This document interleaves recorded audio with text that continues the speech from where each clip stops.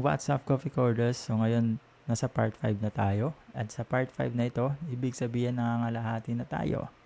Ikot to lahat sa CSS colors and background, lahat ng or almost all essentials ng properties and values madidiscuss natin dito. So, didiscuss ko muna yung mga agenda para magsimula na tayo. Number 1 na madidiscuss natin si color formats. Ano yung mga iba't ibang values na pwede nating gamitin sa kulay, such as hex, RGB, RGBA, HSL, and HSLA.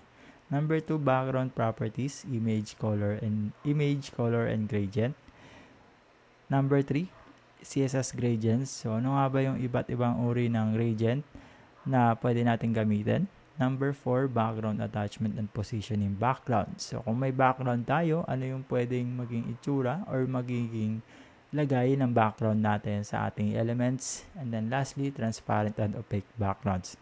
Paano na nga ba natin i-manipulate yung opacity ng ating backgrounds based sa ating preference? So, huwag na natin patagalin. Let's start this one.